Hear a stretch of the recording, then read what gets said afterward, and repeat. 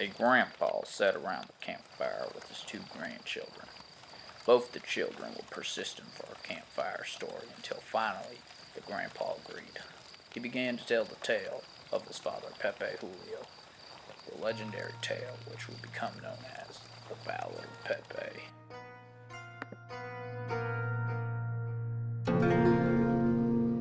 The story is set in the old Mexican West, in a little town in the heart of Mexico called Durango, where outlaws like Esteban Santiago and his gang Chicos Morales ran rampant and caused trouble throughout the old Mexican countryside. Many believed there was no hope for the town of Durango until their new sheriff Pepe Julio arrived. He brought down the hammer of justice on the many gangs of Durango. But the one gang he could never apprehend was the Chicos Malos, which was led by his brother, Esteban. After years of dangerous work battling gangs, Pepe finally settled down with his true love, Sofia. Sofia owned the local bank, and Pepe and her were perfect for one another. They fell madly in love ever since Pepe deposited his first check at the bank. They enjoyed long walks in the countryside and watching the sun dip below the horizon. Little did he know, Pepe's world was about to come crashing down. Esteban and Miguel sat around contemplating what they could do. The infamous gang was notorious for illegal activities. They robbed banks, hijacked trains, and murdered those who tried to stop them. Miguel suddenly had the idea to rob the Bank of Durango, not knowing Esteban's brother's wife worked at the bank, so they saddled up and headed for the bank. Sofia noticed the robbers approaching. She vowed to defend the people's hard-earned money. The robbers entered with guns drawn, forcing everyone in the bank to freeze. They began demanding for all the money. Sofia pulled out a gun, ready to defend her establishment. Before she could fire, the robbers gunned her down and grabbed all of the money.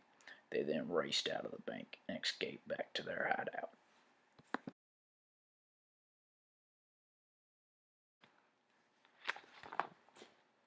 Pepe was the first to arrive on the scene.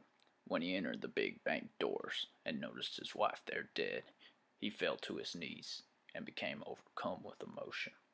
Once he gathered himself, he rose up, filled with rage and a desire for revenge. He began questioning the witnesses who shot his wife. One witness yelled out, "It was Chicos Malos." Pepe knew at that point he was going to have to avenge the death of his beloved wife and kill his brother. Pepe began the search for his murderous brother and his partner.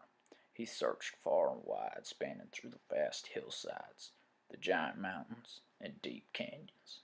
He knew eventually he would find their hideout and vowed to not sleep until he avenged his wife's death.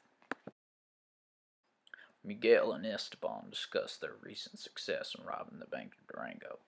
Esteban told Miguel how they had killed the sheriff's wife during the robbery, and that they needed to be prepared to fight off the sheriff. They decided to split up and ambush Pepe whenever he would come to kill them.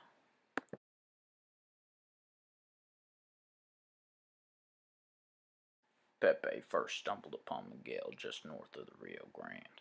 He quietly crept up on the unsuspecting convict and shot him. Miguel didn't stand a chance against the sheriff. After riding around for a couple more hours, Pepe discovered the hideout of the bandits. He then saw his brother Esteban. Pepe fired the first shot, which ignited a gunfight from atop their horses. Esteban hit Pepe first.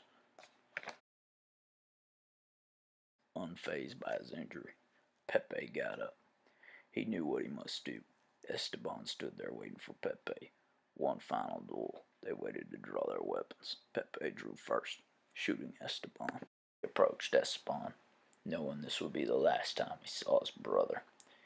He looked down on Esteban, who was begging for mercy. Pepe paid no attention and pulled the trigger. And so it was done. Pepe had finally avenged his wife's death at the cost of murdering his own brother. Pepe glanced back at his brother one last time before riding off into the sunset. Like a